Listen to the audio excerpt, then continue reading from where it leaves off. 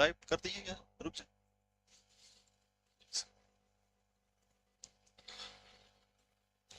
नमस्कार दोस्तों, मैं राजवीर पांडे आपके अपने टीएसबी यूट्यूब प्लेटफॉर्म पर आपका स्वागत करता हूं। जैसा कि हम लोग भूगोल विषय की श्रृंखला को लेकर चल रहे हैं, तो उसे में हमारे आगामी जो प्रश्नों की श्रृंखला है उसके साथ हम आज आगे बढ़ेंगे। तो चलिए शुरुआत करते हैं।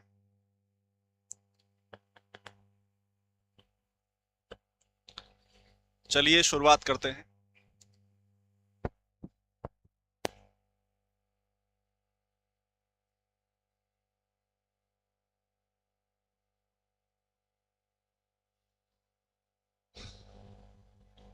चलिए पहले प्रश्न के साथ शुरुआत करते हैं। हमारा पहला प्रश्न है आज का कि पारिस्थितिक तंत्र के संबंध में निम्नांकित कथनों में कौन सा सही नहीं है। इकोसिस्टम के बारे में आपको कौन सा सही नहीं है यह बताना है, ठीक है।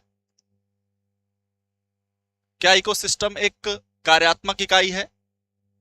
क्या इकोसिस्टम संपूर्ण जैवमंडल ही एक पारिस्थितिक तंत्र है? उसका एक स्थानिक घटक है? वह एक समृद्ध तंत्र है? बताइए क्या है। इकोसिस्टम का एक स्थानिक घटक होता है, इकोसिस्टम एक कार्यात्मक इकाई होती है, या इकोसिस्टम जो है एक समृद्ध तंत्र है। समृद्ध मतलब क्लोज सिस्टम की बात कर रहा है। क्या इकोसिस्टम एक क्लोज सिस्टम है भाई? इकोसिस्टम के बारे में आपको पता है कि इकोसिस्टम क्या है? एक विवृत तंत्र है, यानी ओपन सिस्टम है ना। क्या है? ओपन सिस्टम है। बाकी जो चीजें लिखी हैं कि इसकी एक कार्यात्मक इकाई है, बिल्कुल, और जैवमंडल एक पारिस्थितिक तंत्र के भांति व्यवहार करता है, यह भी करेक्ट है। इसके अपने स्थानिक घटक होते हैं और इसकी अपनी निजी उत्पादकता भी होती है। क्या होती है? निजी उत्पादकता भी होती है। साथ ही इसमें ऊर्जा का निवेश जो है, ऊर्जा का निवेश व परिगमन भी चलता रहता है। तो यह भी कभी आपसे कथन कारण में पूछ सकता है कि क्या पारिस्थितिक तंत्र में ऊर्जा का निवेश अथवा परिगमन होता रहता है? इसीलिए तो एक खुला सिस्टम है ना। अगर क्लोज सिस्टम होगा, जैसे बंद अर्थव्यवस्था होती है, खुली अर्थव्यवस्था, तो खुली अर्थव्यवस्था में आयात निर्यात दोनों पद्धतियां चलती रहती हैं, लेकिन बंद अर्थव्यवस्था में क्या होता है? ये चीजें नहीं होती। तो ऐसे ही को सिस्टम क्या है? समृद्ध तंत्र नहीं है, बल्कि कैसा है? विवृत तंत्र है, ओपन सिस्टम है। तो आपका डी क्या हो जाएगा? करेक्ट हो जाएगा। क्लियर है? डी आपका करेक्ट हो जाएगा। चलिए अगले प्रश्न पर आते हैं। हमारा अगला प्रश्न है कि तुलबुल परियोजना किस नदी पर है? तुलबुल परियोजना की बात कर रहा है, किस नदी पर स्थित है? ब्यास पर, रावी पर, झेलम पर अथवा सतलज पर? ब्यास, रावी, झेलम या सतलज? तुलबुल परियोजना। तो तुलबुल परियोजना आपको पता है, सिंपल सी बात है, किस नदी पर स्थित है भाई? सिंधु नदी तंत्र के अंतर्गत आने वाली झेलम रिवर जो है, उसी पर आपकी तुलबुल परियोजना स्थित है। उसी पर आपकी तुलबुल परियोजना स्थित है। ब्यास नदी पर व्यास परियोजना स्थित है। रावी पर थीन परियोजना है। सतलज पर आपका भाखड़ा नांगल है ही, भाखड़ा नांगल। लेकिन जो तुलबुल है वो आपकी कहां पर है? झेलम नदी पर है। आपको पता होगा कि 19 सितंबर 1996 को सिंधु जल समझौता हुआ था। सिंधु जल समझौता। और इस सिंधु जल समझौता के तहत क्या हुआ था कि जो पश्चिम की तीन नदियां हैं, सिंधु, झेलम और चिनाब, सिंधु, झेलम और चिनाब के 80% जल की हिस्सेदारी किसको सौंपी गई थी? पाकिस्तान को सौंपी गई थी। जो 20% जल है जिस पे भारत का अधिकार है, उसको भारत के उपयोग में लाने के लिए उस पर बहुत सारी बहुउद्देशीय परियोजनाएं चलाई जा रही थी, जिससे कि जम्मू कश्मीर को कृषि हेतु जल प्राप्त हो सके, साथ ही हाइड्रो इलेक्ट्रिसिटी का काम भी हो सके। तो इसी के तहत इस पर बहुत सारी परियोजनाएं चलाई गई थी। चलिए अगले प्रश्न पर आते हैं। उद्योग के स्थानीकरण हेतु आइसोडोपेन का उपयोग किसने किया था? यह प्रश्न हम लोग कई बार पढ़ चुके हैं। आइसोडोपेन सिद्धांत किसने दिया था?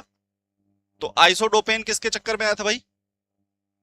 आइसोडोपेन जो है वो आया था किसके द्वारा? अल्फ्रेड वेबर द्वारा दिया गया था ना। अल्फ्रेड वेबर द्वारा आइसोडोपेन सिद्धांत दिया गया था। क्या था ये आइसोडोपेन सिद्धांत? ये मानचित्र पर जो समान परिवहन लागत वाले क्षेत्र, समान परिवहन लागत वाले क्षेत्रों को वाली रेखा थी, जिसको क्या कहते थे, आइसोडोपेम। तो आपको पता भी है कि भाई उद्योग के संदर्भ में वेबर का काफी सिद्धांत रहा है, जिसमें परिवहन लागत को विशेष तौर पर ध्यान में रखकर चलते हैं ना। तो ये आपका हो जाएगा वेबर। अगले प्रश्न पर आते हैं। हमारा अगला प्रश्न है कि निम्नलिखित नदियों में से कौन सी एक लद्दाख एवं जास्कर पर्वत श्रेणियों के मध्य से प्रवाहित होती है। ये पूछ रहा है कि ट्रांस हिमालय की जो 3 पर्वत श्रेणियां हैं, काराकोरम, लद्दाख व जास्कर, इन 3 पर्वत श्रेणियों में से लद्दाख और जास्कर के मध्य से कौन सी नदी बहती है।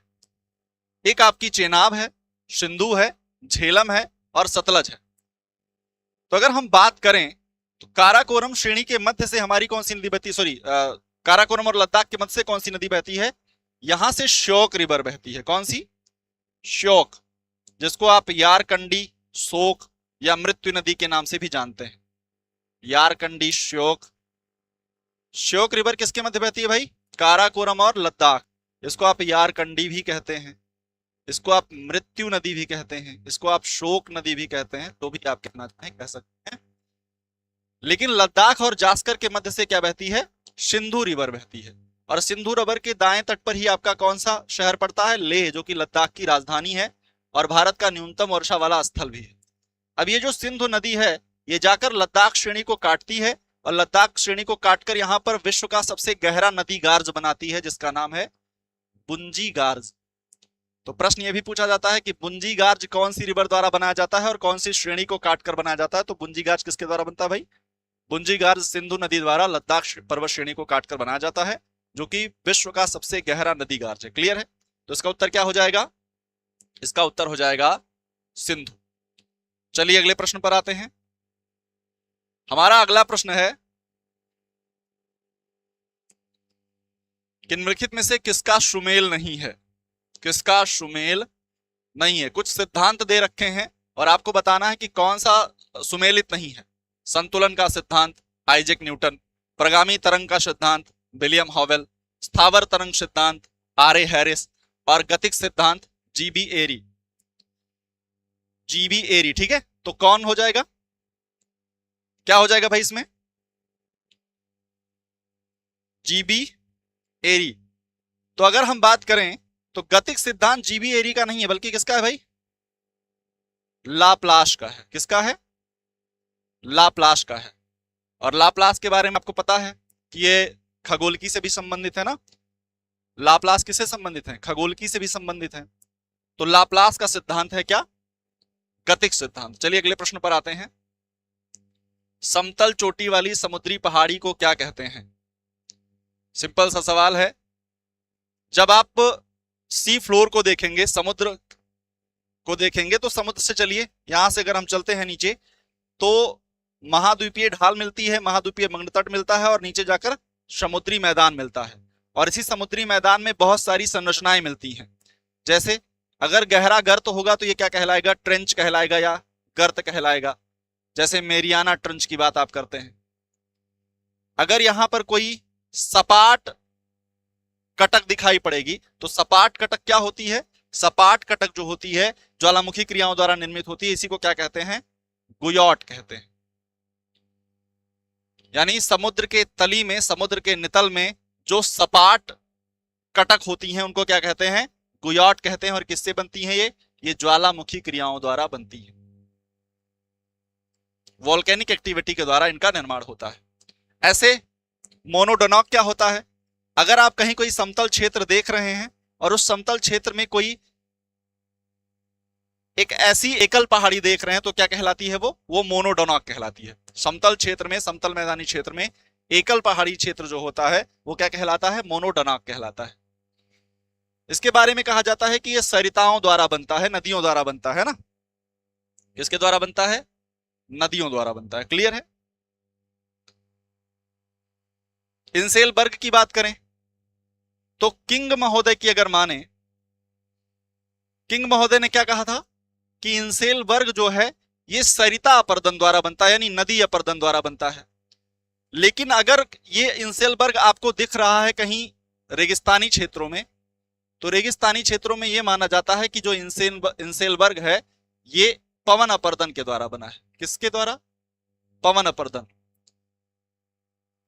तो इसको पवनों द्वारा निर्मित आकृतियों के खंड में रखा जाता है, पवन अपर्दन में, ठीक है। तो इंसेल वर्ग जो है क्या हो जाएगा? ऐसे ही जियोजेन भी किसके द्वारा बनता है भाई? पवन क्रियाओं द्वारा बनता है। जब आपको कुछ ऐसी आकृतियां दिखाई पड़े, यानी ठोस और सरल चट्टानों का एक क्रम होता है जिसमें सरल चट्टानों को क्या करते हैं? अपर्दन द्वारा वो विखंडित कर दी जाती हैं और नई नई आकृतियां मिलती हैं, जैसे ट्राइकांटर मिलता है, इंसेल वर्ग मिलता है, छत्रक शैल मिलती है, जियोजेन मिलता है ना। ये सारी संरचनाएं जो मिलती हैं वो आपकी दिखाई पड़ती हैं। तो चलिए अगले प्रश्न पर आते हैं।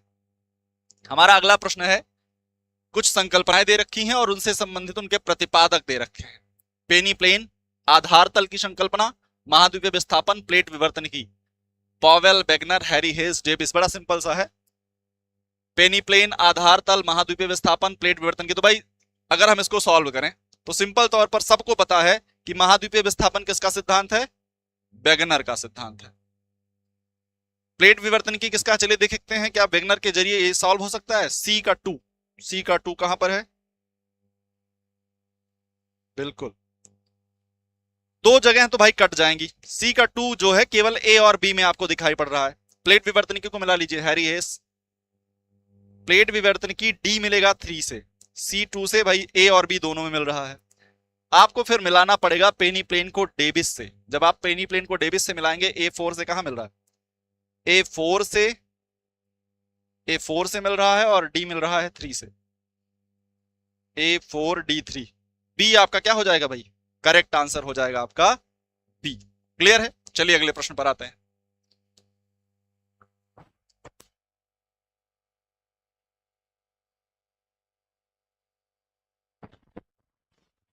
चलिए अगले प्रश्न पर आते हैं। प्रश्न पूछ रहा है कि भाई वार्षिक न्यूनतम तापांतर पाया जाता है कहां पर? तिरुवनंतपुरम में, कोच्चि में, पणजी में और मुंबई में। तापांतर की बात यह है, तापांतर का मतलब क्या होता है कि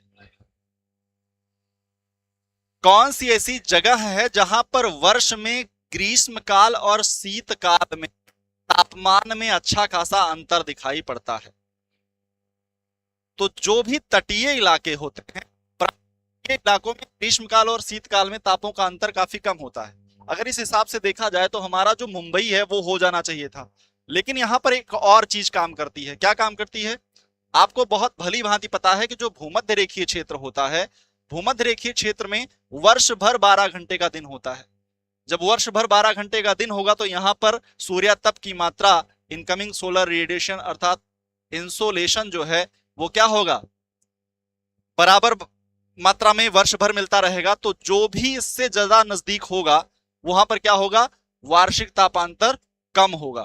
तो अगर हम इन चीजों में स्थिति देखें तो कोच्चि जो है हमारा, केरल का कोच्चि, ये क्या है? भूमध्य रेखा के सबसे निकट है। इसीलिए क्या हो जाएगा यहां पर? ये आपका हो जाएगा कि यहां पर न्यूनतम तापांतर कम पाया जाता। अगर कोच्चि नहीं होता तो हम किसके साथ जाते? मुंबई के साथ चले जाते। ठीक है, मुंबई क्यों कि एक द्वीपीय स्थिति में है, इसीलिए। किस द्वीप पर है भाई मुंबई? सालसेट द्वीप पर है ना, सालसेट द्वीप। कोच्चि को अरब सागर की रानी कहते हैं ना, क्या कहते हैं? अरब सागर की रानी, क्वीन ऑफ अरेबियन सी। चलिए अगले प्रश्न पर आते हैं। सौर ऊर्जा का कारण क्या है? बड़ा सिंपल सा सवाल है। संलयन प्रक्रिया है, विखंडन है, रासायनिक प्रक्रिया है अथवा दहन प्रक्रिया है। तो सौर ऊर्जा सिंपल सा, पहले भी सवाल हम लोग कर चुके हैं। ये आपके जीआईसी में आ भी चुका है सवाल सामान्य अध्ययन के तहत।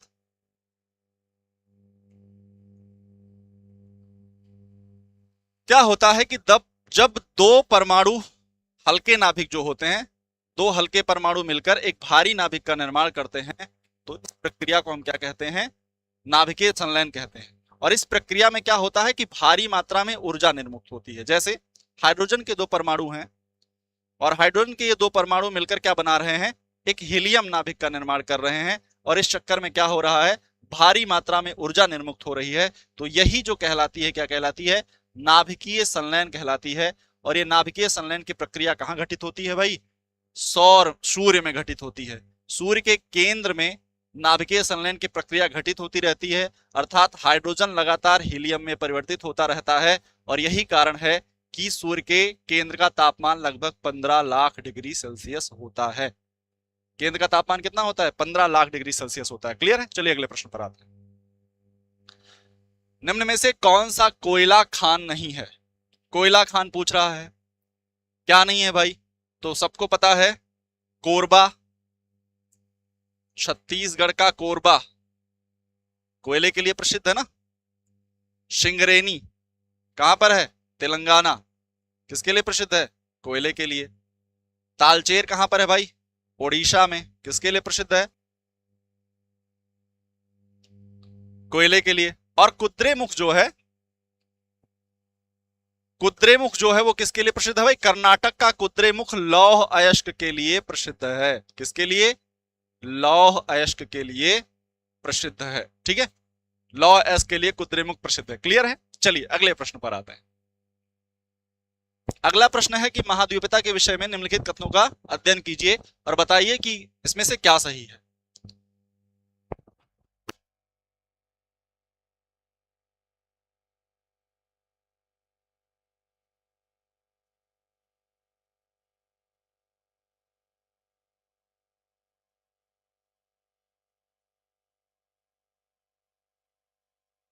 चलिए, तो हम लोग देखते हैं कि महाद्वीपीयता के विषय में निम्न कथनों में से कौन सा सही है। क्लियर है?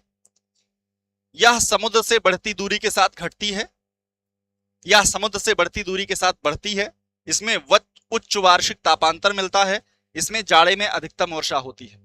महाद्वीपीयता का मतलब यह है कि समुद्र तट से कितनी दूरी है किसी चीज की, वहां पर महाद्वीपीय जलवायु का प्रभाव देखा जाता है। और महाद्वीपीय जलवायु के प्रभाव में क्या होता है कि यह समुद्र तट के दूरी के साथ घटती नहीं है, बल्कि क्या होती है? बढ़ती है। तो घटती है लिखा है, इसका मतलब यह कथन हो जाएगा आपका गलत। यह समुद्र की बढ़ती दूरी के साथ बढ़ती है, बिल्कुल दो क्या हो जाएगा? करेक्ट हो जाएगा। और इसमें उच्च वार्षिक तापांतर मिलता है, इसमें ग्रीष्मकाल और शीतकाल में तापांतर काफी उच्च मिलता है। तो आपका क्या सही हो जाएगा? 2 और 3। एक तो होगा नहीं भाई, तो एक नहीं होगा, तो एक जिसमें जिसमें है वो गलत हो जाएगा, ये कट जाएगा। 2 और 3 जिसमें है वो सही होगा, 2 और 3 इसमें सही है, यही आपका बी करेक्ट हो जाएगा। इसमें जाड़े में अधिकतम वर्षा होती है, ये भी कथन आपका क्या है? गलत है। आप अगर देखेंगे बरखोयांश को, बरखोयांश जो है वो एक्चुअल में रूस में स्थित है ना, लेकिन ये ध्रुवीय क्षेत्र में तो है, पर ध्रुवीय क्षेत्र में होने के बाद भी ये इससे काफी ऊपर और बहुत सारे क्षेत्र मिलते हैं जो ध्रुवीय क्षेत्रों में स्थित हैं, बहुत सारी जगह हैं, लेकिन वहां पर तापमान उतना निम्न नहीं रहता है जितना बरखोयांश में रहता है। इसका कारण क्या है? यहाँ पर महाद्वीपीयता पाई जाती है, महाद्वीपीय जलवायु पाई जाती है, इसीलिए बरखोयांश विश्व का सबसे शीत स्थल बन जाता है। क्लियर है? चलिए अगले प्रश्न पर आते हैं। तो 2 और 3 इसका करेक्ट होगा। मोहो असंबद्धता बिलक करती है। मोहो असंबद्धता, मोहो डिसकंटिन्यूटी मोहरो विविक द्वारा दी गई थी ना, मोहरो विविक 1909 में, 1909 में मोहरो असंबद्धता आई थी। और मोहरो असंबद्धता, अगर आप इंटरनल स्ट्रक्चर ऑफ अर्थ पढ़ेंगे तो इंटरनल स्ट्रक्चर ऑफ अर्थ में जो घनत्व संबंधी असंबद्धताएं होती हैं, जो घनत्व संबंधी डिसकंटिन्यूटीज होती हैं, इन्हीं को हम क्या करते हैं? कुछ आधारों पर डिवाइड करते हैं। जैसे मान लीजिए हमारी क्रस्ट हो गई, ये हमारी हो गई मेंटल, और ये हो गई हमारी कोर। तो क्रस्ट, मेंटल, कोर। अब जो हमारी क्रस्ट है, इस क्रस्ट में भी घनत्व संबंधी असंबद्धता पाई जाती है। ऊपरी क्रस्ट और निचली क्रस्ट में क्या होता है? घनत्वों में अंतर पाया जाता है। ऐसे ही ऊपरी मेंटल और निचली मेंटल में भी घनत्व में अंतर पाया जाता है। ऐसे ही आउटर कोर और इनर कोर में भी पाया जाता है। तो जो हमारा outer core, outer crust, sorry ऊपरी क्रस्ट और निचला क्रस्ट है, इसको हम कहते हैं कोनोरॉड असंबद्धता। क्या कहते हैं? कोनोरॉड। तो कोनोरॉड असंबद्धता क्या होती है? अपर क्रस्ट और लोअर क्रस्ट के मध्य जो घनत्व संबंधी असंबद्धता है वो कोनोरॉड कहलाती है। ऐसे ही जब हम मेंटल की तरफ आते हैं तो क्रस्ट और मेंटल के मध्य में क्या पाई जाती है? आपकी मोहरोविविक असंबद्धता पाई जाती है। मोहरोविविक कहां पाई जाती है?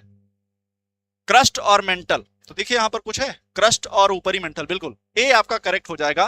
क्रस्ट और ऊपरी मेंटल के मध्य क्या पाई जाती है? मोहरोविविक। ऐसे ही ऊपरी मेंटल, अपर मेंटल और लोअर मेंटल के मध्य क्या पाई जाती है? रेपिटी असंबद्धता पाई जाती है, रेपिटी। और ऐसे ही मेंटल और कोर के मध्य क्या पाई जाती है? गुटेनबर्ग पाई जाती है, गुटेनबर्ग। ये प्रश्न पूछे जाते हैं।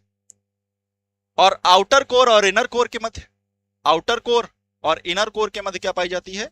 लेहमैन असंबद्धता पाई जाती है, लेहमैन डिसकंटिन्यूटी पाई जाती है। क्लियर है?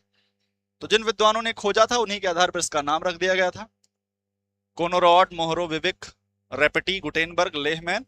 और चलिए आगे बढ़ते हैं। हमारा अगला प्रश्न है कि निम्नलिखित में से किस केंद्र शासित प्रदेश में मुसलमान बहुमत में हैं? आपको बताना है कि भारत के कौन से यूटी में मुस्लिम बहुसंख्यक हैं, मुस्लिम आबादी जो है वो बहुसंख्यक है। तो कौन सा होगा भाई? अंडमान निकोबार, यहां पर तो क्या है? ट्राइब ज्यादा है, ट्राइबल कम्युनिटी ज्यादा है। दादरा एवं नगर हवेली, यहां भी नहीं होगा। लक्षद्वीप, पांडिचेरी। लक्षद्वीप जो है लगभग 95% यहां की आबादी क्या है? इस्लाम का अनुसरण करती है। लक्षद्वीप जो है यहाँ की 95% आबादी इस्लाम का अनुसरण करती है। और आपको याद रखना चाहिए कि लक्षद्वीप जो है वो हमारे सभी यूटीज में सबसे ज्यादा साक्षरता दर वाला प्रदेश भी है। सर्वाधिक साक्षरता किसकी है? लक्षद्वीप की है। लेकिन यहाँ की 95% आबादी जो है वो इस्लाम को अनुसरण करती है, इस्लाम को मानती है। और यह एक प्रवाल निर्मित द्वीप है। क्या है ये? यह एक प्रवाल निर्मित द्वीप है। क्लियर है? चलिए अगले प्रश्न पर आते हैं। हमारा अगला प्रश्न है कि पाट भूमियां पाई जाती हैं। तो पाट भूमियां कहां मिलती हैं भाई? छोटा नागपुर प्रदेश में, ऑप्शन ए। बताइए।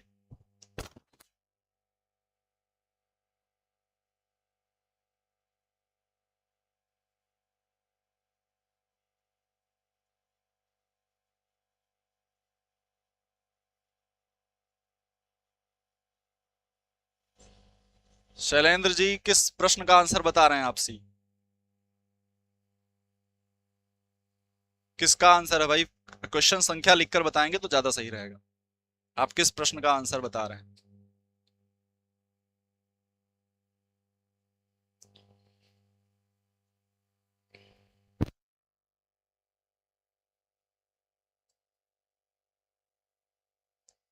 चलिए तो पाट भूमियां कहां पाई जाती हैं? छोटा नागपुर प्रदेश में, दंडकारण्य प्रदेश में, विदर्भ मैदान में अथवा विंध्यन उच्च भूमि में। छोटा नागपुर पठार जो है ये पाट भूमियों के लिए प्रसिद्ध है ना? पाट भूमियां, यहां पर आपको कुछ उच्च स्थलाकृतियां मिलती हैं जो ऊपर से सपाट होती है, जिनको पाट भूमि या मेषा कहा जाता है। क्या कहा जाता है? मेषा कहा जाता है। तो आपका छोटा नागपुर पठार जो है, झारखंड का जो एरिया है, वहां पर आपको पाट भूमियां देखने को मिलती हैं। क्लियर है? चलिए अगले प्रश्न पर आते हैं। प्रश्न है कि तारा आरेख निम्नलिखित में से किसे निरूपित करने के लिए प्रयुक्त होता है? तारा आरेख की बात कर रहा है कि किसे निरूपित करने के लिए प्रयुक्त होता है? केवल पवनों की अवधि के लिए, केंद्र स्थलों एवं आश्रित स्थलों के बीच प्रवाह के लिए, पवन की दिशा एवं अवधि के लिए और केवल पवनों की दिशा के लिए। तारा आरेख की बात कर रहा है, स्टार पैटर्न की बात कर रहा है। ये किसके लिए होता है, कैसे होता है भाई? चलिए देखते हैं। स्थान पर हवाओं के प्रवाह की दिशा को ज्ञात करना हो, कहां से हवाएं आ रही हैं, कैसे हवाएं आ रही हैं, तो उसके लिए क्या होता है? एक आरेख बनता है जिसको हम क्या कहते हैं? स्टार डायग्राम कहते हैं, तारा आरेख कहते हैं। तो क्या होगा? पवन की दिशा एवं अवधि के लिए होता है। क्लियर है? तारा आरेख किसके लिए बनता है? पवन की दिशा एवं अवधि के लिए होता है। चलिए अगले प्रश्न पर आते हैं।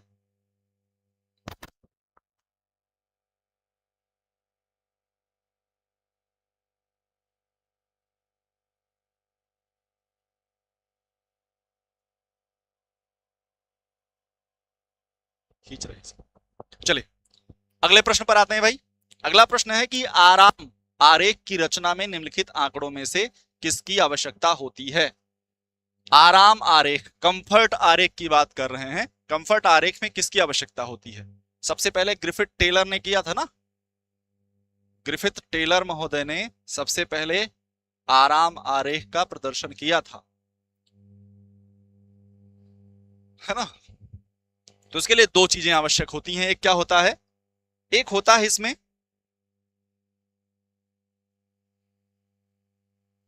मासिक तापमान एवं आपेक्षिक आर्द्रता। तापमान और आर्द्रता के आंकड़ों को लेकर क्या किया जाता है? आराम या कंफर्ट आरेख की बात की जाती है। ठीक है, चलिए अगले प्रश्न पर आते हैं। निम्नलिखित प्रक्षेपों में से किस एक में भूमध्य रेखा केंद्रीय देशांतर की लंबाई की दोगुनी है ना?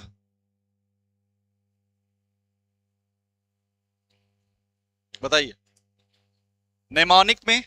नेमोनिक प्रक्षेप, मर्केटर प्रक्षेप या मालवीट प्रक्षेप अथवा भूमध्य लंबकोणीय प्रक्षेप। क्या होता है? मालवीट प्रक्षेप, जिसको समक्षेत्रीय प्रक्षेप भी कहते हैं। यहां पर क्या होता है कि केंद्रीय जो भूमध्य रेखा होती है वह केंद्रीय देशांतर की लंबाई की दोगुनी होती है। ठीक है, चलिए अगले प्रश्न पर आते हैं। हमारा अगला प्रश्न है निम्नलिखित में से कौन सा कथन सही नहीं है? और आपको दिए हुए हैं निम्नलिखित में से कौन सा कथन सही नहीं है? दो मानक अक्षांशों वाली बेलनी प्रक्षेप दोनों मानक अक्षांशों के बीच विषुवत रेखा के आसपास विस्तृत निम्न अक्षांशीय क्षेत्र को निरूपित करने के लिए विशेष रूप से उपयोगी है। दूसरा है मर्केटर प्रक्षेप में अक्षांशों के बीच की दूरी ध्रुवों की ओर घटती जाती है। और तीसरा है कि तलीय प्रक्षेप पर कोई भी सीधी रेखा धरातल पर दो बिंदुओं के बीच न्यूनतम दूरी दर्शाती है। चौथा है कि शंकु प्रक्षेपों पर यामोत्तर सीधी रेखाओं के रूप में दर्शाए जाते हैं जो ध्रुवों की ओर अभिसरित होते हैं। क्या होगा? Option B. इसमें क्या लिख रहा है? घटती जाती है, जबकि ऐसा नहीं। अक्षांशों के बीच की दूरी ध्रुवों की ओर क्या होती है? बढ़ती जाती है। एडॉर्डस मर्केटर द्वारा ये दिया गया था ना, तो यहां पर बढ़ती जाती है ना कि घटती जाती है। यही आपका क्या हो जाएगा? सही नहीं होगा। अगर यहां पर बढ़ती हुई होता तो ये करेक्ट होता। क्लियर है? चलिए अगले प्रश्न पर आते हैं। हमारा अगला प्रश्न है कि भारतीय सर्वेक्षण में मापनी वाले स्थलाकृतिक मानचित्रों में कृषि क्षेत्र को प्रदर्शित करने हेतु निम्नलिखित में से कौन सा एक रंग प्रयोग में लाया जाता है? कार्टोग्राफी का सवाल है भाई। हल्का हरा, भूरा, पीला। कृषि क्षेत्र के लिए कौन सा लाया जाता है? तो कृषि क्षेत्र के लिए सिंपल सी बात है, पीला रंग का लाया जाता है। भूरा किसके लिए लाया जाता है भाई? पर्वतों के लिए लाया जाता है। हल्का हरा शुष्क प्रदेशों के लिए लाया जाता है ना। नीले की बात करें तो जलीय क्षेत्रों के लिए कैसा होता है? नीला होता है जलीय क्षेत्रों के लिए। हरा क्या होता है? हरा जो होता है वो होता है वनीय और पर्वतीय क्षेत्रों के लिए। ठीक है, तो स्थलाकृतिक मानचित्रों में जो रंगों का प्रयोग किया जाता है वो निम्न आधारों पर होता है। चलिए अगले प्रश्न पर आते हैं। केरल के अतिरिक्त निम्नलिखित में से कौन सा राज्य प्रजनन के प्रतिस्थापन स्तर को प्राप्त कर चुका है? प्रतिस्थापन स्तर हमारे यहां रखा गया है 2.1। 2030 तक इनको 1.9 करने का लक्ष्य रखा गया है। और केरल के अतिरिक्त अगर पूछ रहा है कि कौन सा राज्य प्रतिस्थापन स्तर को प्राप्त कर चुका है, तो निम्न में से असम, गुजरात, कर्नाटक, तमिलनाडु। इसमें तमिलनाडु, दक्षिण के जो राज्य हैं वो अपनी जनसंख्या को नियंत्रित करते हुए प्रतिस्थापन स्तर को प्राप्त कर रहे हैं। तो इसमें तमिलनाडु जो है, कर्नाटक अभी नहीं है। तमिलनाडु अगर देख लिया जाए, ऐसे गोवा, पांडिचेरी, नागालैंड, ये सब क्या है? प्रतिस्थापन स्तर को प्राप्त कर चुके हैं। ये जो राज्य हैं वो प्रजनन में प्रतिस्थापन स्तर को प्राप्त कर चुके हैं। ठीक है, अरुण जी 21 का डी, बिल्कुल भाई 21 का डी करेक्ट होगा। अरुण जी तमिलनाडु करेक्ट होगा। ठीक है, चलिए अगले प्रश्न पर आते हैं। हमारा अगला प्रश्न है कि अनेक परिवहन मार्गों के अभिसरण पर बस्तियों के निम्नलिखित प्रतिरूपों में किस एक के विकसित होने की सर्वाधिक संभाविता है? जहां पर अनेक परिवहन मार्ग अभिसरित होते हैं, बहुत सारे रास्ते जहां एक जगह पर मिलते हैं, वहां पर किस प्रकार के अधिवास प्रतिरूपों के बनने की संभावना होती है? वृत्तीय, रेखीय, आयाती या ताराकृति, स्टार पैटर्न, क्या होगा, क्या होगा करेक्ट भाई? 21 का 22 का बताइए क्या करेक्ट होगा?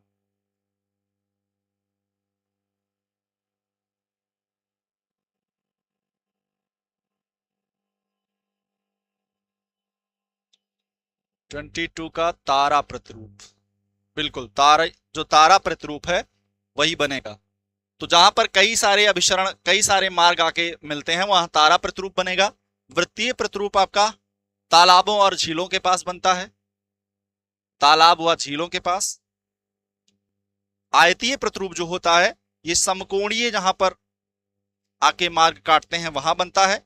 ऐसे ही नदीय क्षेत्रों में कैसे बनता है, नदी और नहरों के क्षेत्रों में रेखीय प्रतिरूप का निर्माण होता है। ठीक है, क्या होता है, रेखीय प्रतिरूपों का निर्माण होता है। चलिए अगले प्रश्न पर आते हैं।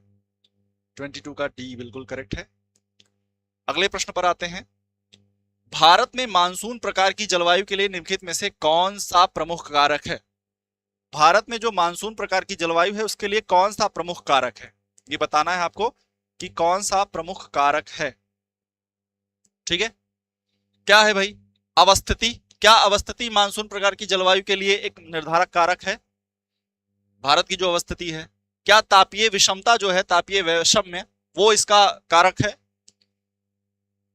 क्या ऊपरी वायु परिसंचरण, जेट स्ट्रीम इसमें कहीं कारक की भूमिका अदा करती है? और क्या इंटरट्रॉपिकल कन्वर्जन जोन, अंतः उष्णकटिबंधीय अभिसरण क्षेत्र ITCZ, इसमें अपनी कोई भूमिका अदा करता है?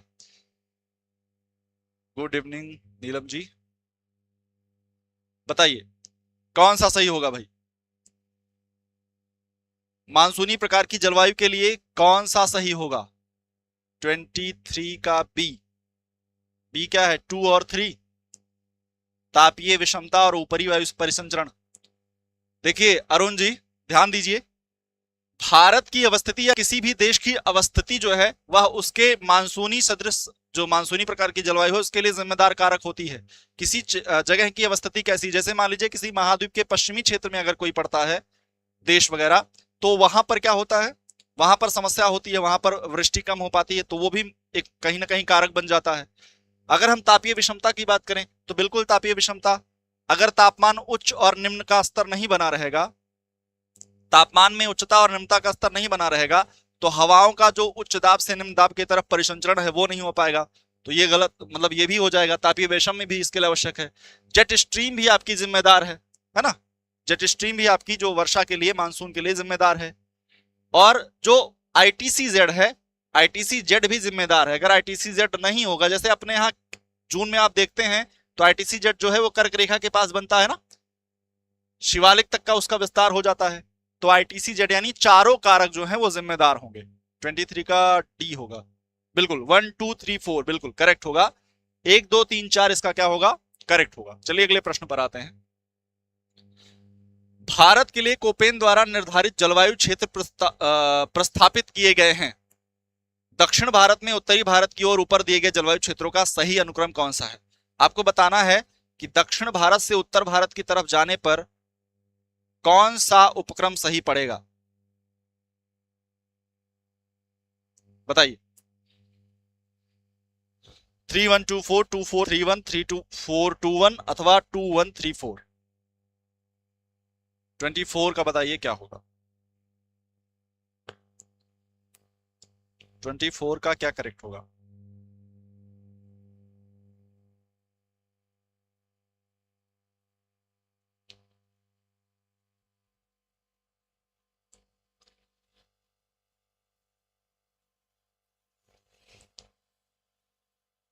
सिंपल सा सवाल है ये भी। ये क्या होता है, पर्वतीय क्षेत्र को निर्धारित करता है ना। अब इसी आधार पर कर लीजिएगा पर्वतीय को। ये आपके तमिलनाडु के पूर्वी क्षेत्र में, ये आपके कर्क रेखा के दक्षिण में, यानी दक्षिण भारत का लगभग क्षेत्र, सॉरी उत्तर भारत, और ये आपका क्या हो जाएगा, दक्षिण भारत। कर्क रेखा के दक्षिण में। उष्ण 24 का ए 3, हाँ चलिए बिल्कुल ए एस यहां आ जाएगा, ए एस हो गया। फिर आपका 1 ए डब्ल्यू, बिल्कुल ए डब्ल्यू हो जाएगा, 3 के बाद 1 आ जाएगा। फिर है 2 सी, हाँ बिल्कुल सी डब्ल्यू जी, और पर्वतीय क्षेत्र में आपका ई हो जाएगा। बिल्कुल अरुण जी करेक्ट है, हाँ बिल्कुल करेक्ट है आप। चलिए अगले प्रश्न पर आते हैं। शीतोष्ण चक्रवात निम्नलिखित में से किसके द्वारा अभिलक्षित होते हैं?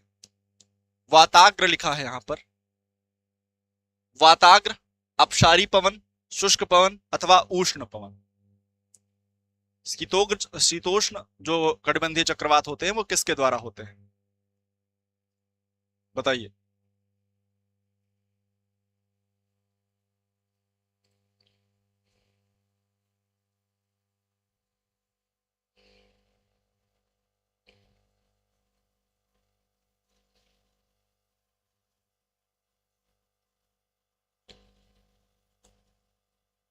शीतोष्ण कटिबंधीय चक्रवात के लिए आपको पता ही है, 2 वायु राशियां होती हैं, उष्ण और शीत वायु राशियां। इनके मध्य जो क्षेत्र बनता है वाताग्र। तो शीतोष्ण कटिबंधीय चक्रवातों के जन्म के लिए कौन सा जिम्मेदार होता है भाई? वाताग्र जिम्मेदार होता है।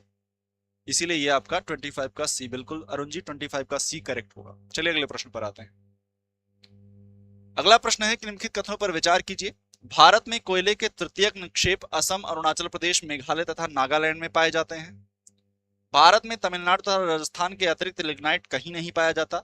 कभी भी जब किसी सकारात्मक प्रश्न में नकारात्मक कोटेशन दे रखी हो, सकारात्मक क्षेत्र में कहीं नकारात्मक चीजें दे रखी हो, कभी नहीं मतलब कभी नहीं, बिल्कुल नहीं, ये सारे कथन क्या होते हैं? नकारात्मक साउंड करते हैं, नेगेटिव साउंड करते हैं, तो ये कभी सही नहीं होता है। तो बिल्कुल नहीं होगा भाई, क्योंकि जम्मू कश्मीर का कुछ क्षेत्र पाया जाता है, तराई क्षेत्रों में भी पाए जाते हैं आपके, तो ये थोड़ी होगा कि 2 करेक्ट होगा। तो देखिए कहां पर नहीं होगा, बी नहीं होगा, डी नहीं होगा। दातकर में लो केवल झारखंड, जहां केवल लगा हो, मैंने फिर कहा केवल लगा हो, ठीक है, तो ये सारी चीजें क्या होंगी? गलत होंगी, यानी केवल एक आपका सही होगा। 26 का क्या सही होगा? केवल एक सही होगा। चलिए अगले प्रश्न पर आते हैं। भारत में यदि कोई पश्चिम से पूर्व की ओर यात्रा करता है तो वह कोयला क्षेत्र निक्षेपों में कौन सा सही क्रम प्रेक्षित करता है? आपको बताना है कि यदि कोई व्यक्ति भारत में पश्चिम से पूर्व दिशा की ओर यात्रा करता है तो वह कौन सा सही क्रम प्रेक्षित करेगा पश्चिम से पूर्व की तरफ। अब इसमें सिंपल सी बात है, आपको स्टेट वाइज अगर चीजें पता होंगी कौन सा कोयला क्षेत्र कहां पर है तो बहुत इजीली आंसर आप कर ले जाएंगे, है ना। बताइए, ये कर्णपुरा है ना, कर्णपुरा, कर्णपुरा, सिंगरौली, बोकारो और रानीगंज। फिर आपका दिया हुआ है सिंगरौली, कर्णपुरा, बोकारो, रानीगंज, कर्णपुरा, सिंगरौली, रानीगंज, बोकारो, सिंगरौली, कर्णपुरा, रानीगंज और बोकारो। इसी को उलट पलट दिया है कई बार, अब आपको बताना है कि कौन सा होगा।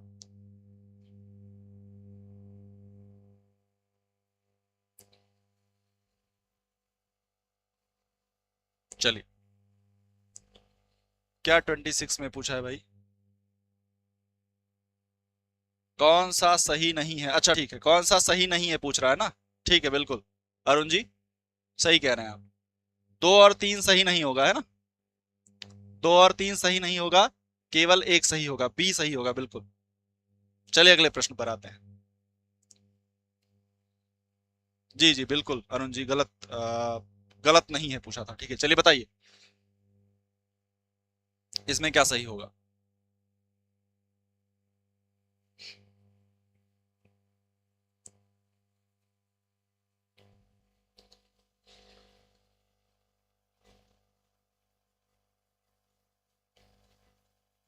क्या होगा भाई इसमें करेक्ट? कर्णपुरा कहां पर है? कर्णपुरा कहां पर है? 27 का बी, सिंगरौली, कर्णपुरा, बोकारो, रानीगंज।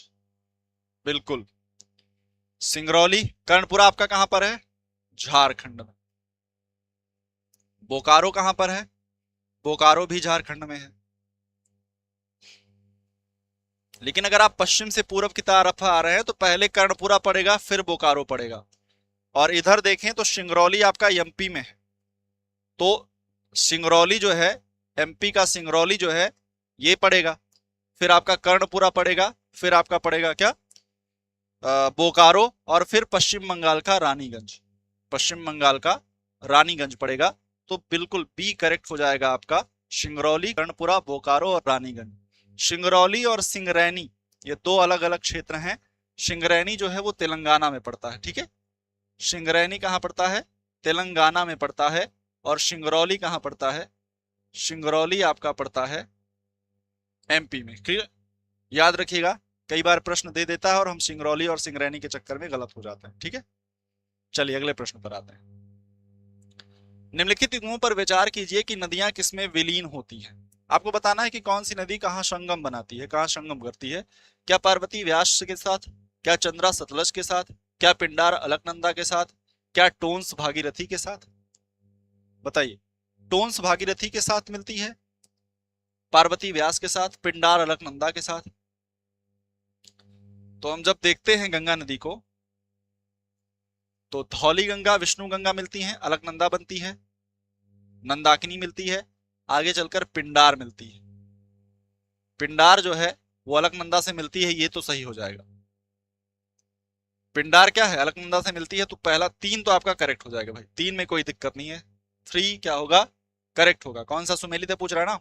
अब देखिए तीन कहाँ कहाँ है, केवल 3, 1 और 2, यानी ये नहीं होगा। यहां पर सब है, एक तो कट गया। आप 33% की स्थिति पर आ गए। 28 का ए मतलब 1 और 2। भाई पिंडार सुमेलित पूछा है ना अरुण जी, तो पार्वती व्यास से मिलती है, हिमाचल प्रदेश में है ना, हिमाचल प्रदेश में पार्वती और व्यास का संगम होता है, ये तो सही हो जाएगा। 3 भी सही हो जाएगा, तो 1 और 3 यानी सी करेक्ट होगा भाई, C will be correct. Tons Bhagirathi से नहीं मिलती, बल्कि किससे मिलती है, यमुना से मिलती है ना। और चंद्रा की अगर बात करें तो चंद्रा जो है, अगर आप ऐसे चंद्रा भागा के आधार पर देख सकते हैं तो चंद्रभागा की बात कर सकते हैं, है ना। चलिए सी होगा बिल्कुल। अगले प्रश्न पर आते हैं।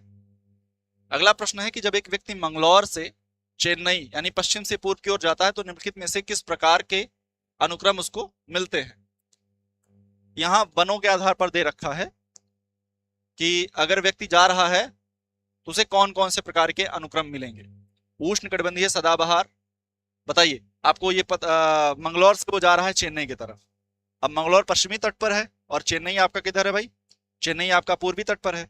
तो आप ये बताइए कि कौन सा करेक्ट होगा, इसमें क्या करेक्ट होगा, बताइए अरुण जी क्या करेक्ट होगा।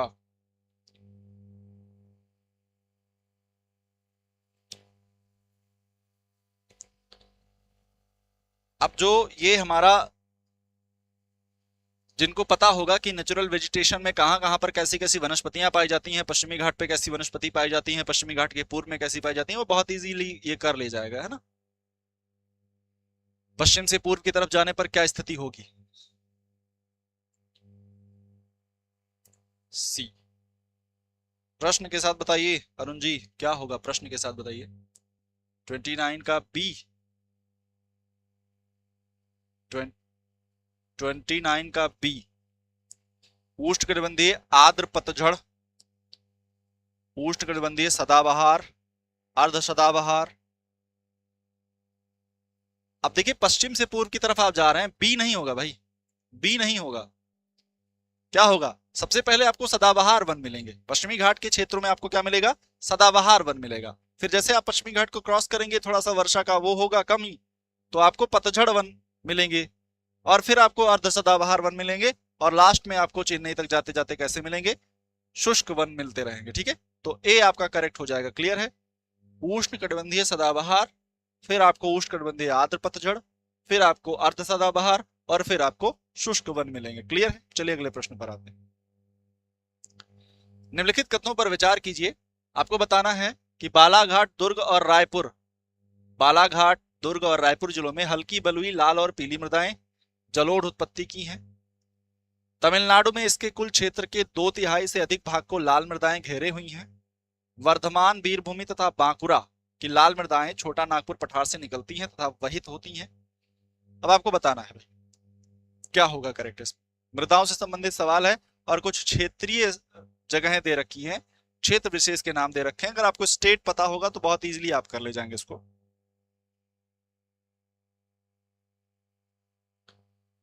स्टेट पता होगा तो बहुत इजी है ये करना।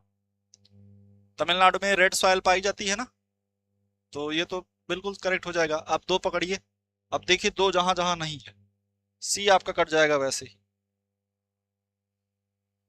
बालाघाट, दुर्ग, रायपुर, तो ये क्षेत्र भी आपका छत्तीसगढ़, आपका थोड़ा कर्नाटक, आपका थोड़ा सा आंध्र प्रदेश, तमिलनाडु का ज्यादातर भाग, ये सब रेड सॉइल का क्षेत्र है। तो ए भी सही हो जाएगा आपका, ए भी सही हो जाएगा। अब देखिए जहां पर ए और एक और दो तो नहीं है, ये भी नहीं होगा। केवल दो है, ये भी नहीं होगा। अब ए और डी में आपको बताना है क्या होगा। ए और डी में अगर हम देखें तो वर्धमान, वीरभूमि, बांकुरा छोटा नागपुर का क्षेत्र है ना, छोटा नागपुर पठार का क्षेत्र है। तो छोटा नागपुर पठार से जो वहित मृदाएं हैं वो वहां तक पहुंचती हैं। तो क्या हो जाएगा, 3 भी आपका करेक्ट हो जाएगा। इस चक्कर में आपका ऑप्शन डी क्या हो जाएगा, करेक्ट हो जाएगा। ये तीनों आपका सही है। ठीक है, चलिए अगले प्रश्न पर आते हैं। निम्नलिखित स्थानों पर विचार कीजिए। आपको कुछ स्थान दे रखे हैं, सैन फ्रांसिस्को, एडिलेड, केपटाउन और सिडनी। एडिलेड, केपटाउन और सिडनी। एडिलेड, ब्रिस्बेन, एडिलेड आपका ऑस्ट्रेलिया, एडिलेड और सिडनी आपके ऑस्ट्रेलिया महाद्वीप में है। केपटाउन आपका आ गया आपके साउथ अमेरिका में, सॉरी साउथ अफ्रीका में, और सैन फ्रांसिस्को आपका नॉर्थ अमेरिका कॉन्टिनेंट में आ गया। अब आपको ये बताना है कि किन आधारों पर ये भिन्न है। अगर हम इन पर गौर करें, अगर इन पर हम गौर करते हैं तो हम पाते हैं कि यहां पर जलवायु संबंधी अंतर है। क्या है, जलवायु संबंधी अंतर है।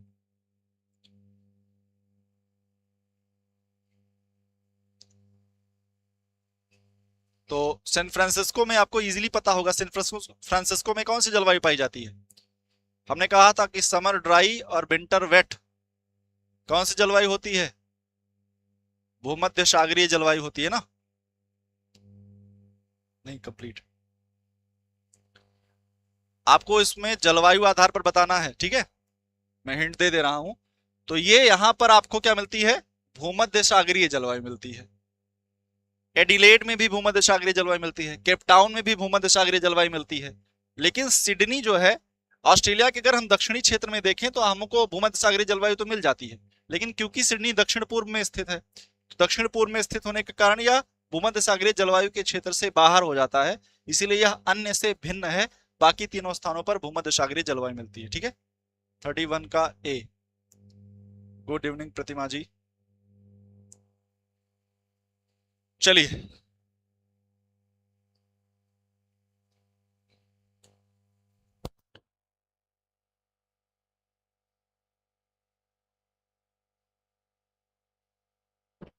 चलिए 31 का क्या होगा भाई, 31 का डी, बिल्कुल 31 का डी करेक्ट होगा। अगले प्रश्न पर आते हैं।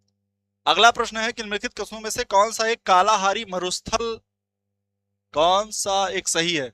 अच्छा, कालाहारी मरुस्थल एक है, कालाहारी मरुस्थल एक है। क्या है, उष्णकटिबंध में स्थित है, पर्वत के प्रतिपवन दिशा पर है, उच्च दाब कोष्ठ के अधस्थ है, और केवल स्थल पवनों को प्राप्त करता है। बताइए क्या होगा भाई। कालाहारी मरुस्थल पता है ही, कालाहारी मरुस्थल के बारे में 3 देशों में स्थित है ना, नामीबिया, बोत्सवाना,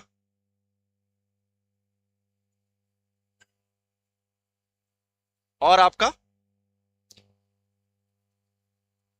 नामीबिया, बोत्सवाना और दक्षिण अफ्रीका, साउथ अफ्रीका, इन 3 देशों में इसका विस्तार है। और पूछ रहा है कि इसमें क्या सही है, क्या ये उष्ण कटिबंध में स्थित है। 32 का ए, 32 का ए। भैया कालाहारी मरुस्थल उष्ण कटिबंध में पूर्णतः नहीं है, ये उपोष्ण कटिबंध में भी स्थित है। उष्ण और उपोष्ण कटिबंध में स्थित है ना, तो केवल उष्ण कटिबंध सही नहीं होगा। तंजानिया, तंजानिया नहीं होगा अरुण जी, नामीबिया, बोत्सवाना और दक्षिण अफ्रीका। ठीक है, बिल्कुल ये उपोष्ण कटिबंध में है। ठीक है, पर्वत के प्रतिपवन दिशा पर है, बिल्कुल नहीं। केवल स्थल पवनों को प्राप्त करता है, बिल्कुल नहीं। सागरीय और स्थलीय दोनों पवनों को प्राप्त करता है। यहां पर अगर हम देखें तो उच्च दाब के कोष्ठ में है। आपको पता होगा 30 से 35 डिग्री का जो क्षेत्र होता है, 30 से 35 डिग्री का जो क्षेत्र होता है, ये क्या होता है, हाई प्रेशर जोन होता है।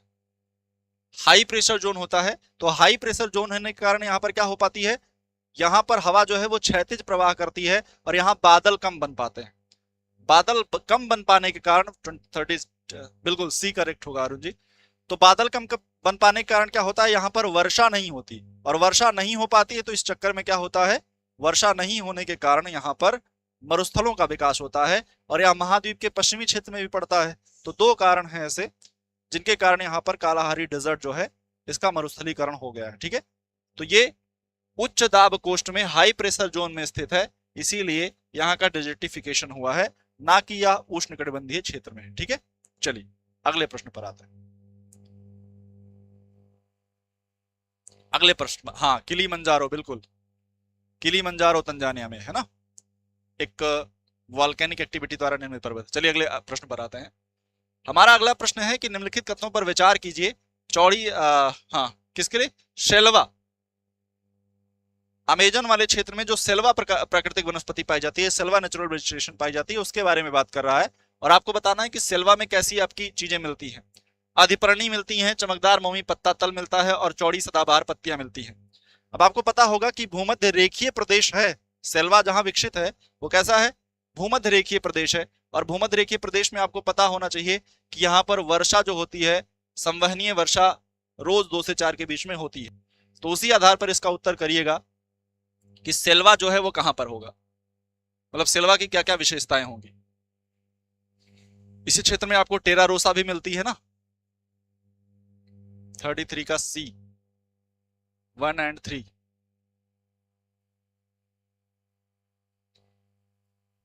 और 3।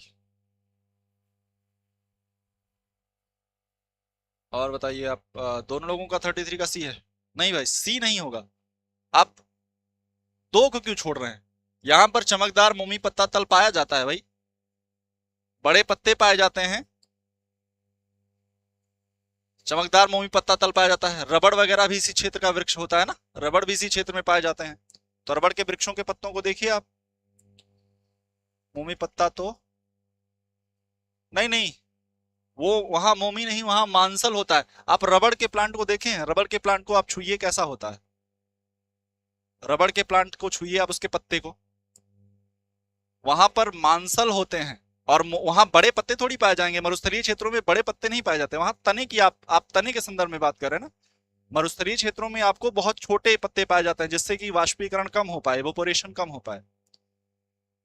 ठीक है, यहाँ पर आपको मांसल युक्त पत्ते, सॉरी मोमी तल वाले पत्ते पाए जाते हैं, बड़े पत्ते पाए जाते हैं। ठीक है, और अधिपर्णी पाए जाते हैं, मतलब एपीफाइट्स यहाँ पर पाए जाते हैं, बहुत सारी लताएं पाई जाती हैं, डेंस फॉरेस्ट होता है, और सदाबहार पत्तियां भी पाई जाती हैं, चौड़ी पत्तियां भी पाई जाती हैं। ठीक है, तो 1, 2, 3 इसका क्या हो जाएगा, करेक्ट हो जाएगा।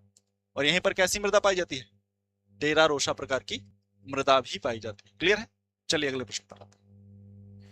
हमारा अगला प्रश्न है कि निम्नलिखित में से कौन सा युग्म सही सुमेलित नहीं है। आपको बताना है, कुछ शहर दे रखे हैं और उसके साथ कुछ झीलें दे रखी हैं, आपको बताना है कि कौन सा सही सुमेलित युग्म नहीं है। शिकागो, क्लीवलैंड, डेट्रॉइट और टोरंटो। मिशिगन पर है शिकागो, क्लीवलैंड इरी पर है, इरी झील पर, सुपीरियर, डेट्रॉइट सुपीरियर पर, और टोरंटो ओंटारियो पर।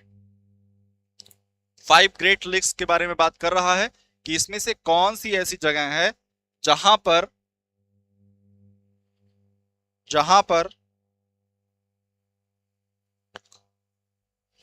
जो सही नहीं है, सुमेलित नहीं है। हाँ, सुमेलित नहीं है लिखा ना। चलिए 34 का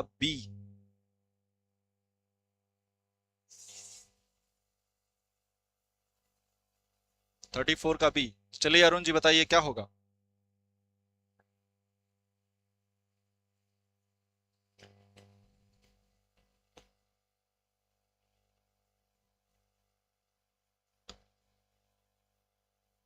बी होगा कि सी होगा भाई? बी तो करेक्ट है ना, बिल्कुल 34 का सी होगा। डेट्रॉइट जो है वो सुपीरियर पर नहीं बल्कि इरी पर है। किस पर है? इरी पर है ना, इरी लेक पर है। बाकी शिकागो, क्लीवलैंड और टोरंटो सही है। शिकागो, शिकागो के विषय में हमने देखा ही था ना कल। इसको क्या कहते हैं? कसाई नगरी कहते हैं।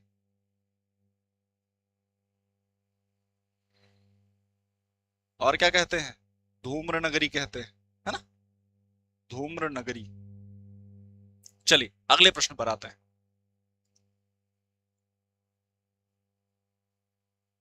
अगला प्रश्न है कि निम्नलिखित मरुस्थलों में से कौन सा एक अपने नाइट्रेट निक्षेपों के लिए प्रसिद्ध है? इस पर भी कल चर्चा हो चुकी है। कल वाले प्रश्न में इस पर भी चर्चा हुई थी ना, कि कौन सा अपने नाइट्रेट निक्षेप के लिए प्रसिद्ध है। अटाकामा, कालाहारी, गोबी अथवा सहारा, कौन सा अपने नाइट्रेट निक्षेप के लिए प्रसिद्ध है भाई? Atacama desert, Kalahari desert, Gobi desert अथवा सहारा डेजर्ट? नहीं, क्वींसलैंड। अच्छा क्वींसलैंड लगा था, नहीं क्वींसलैंड नहीं होगा।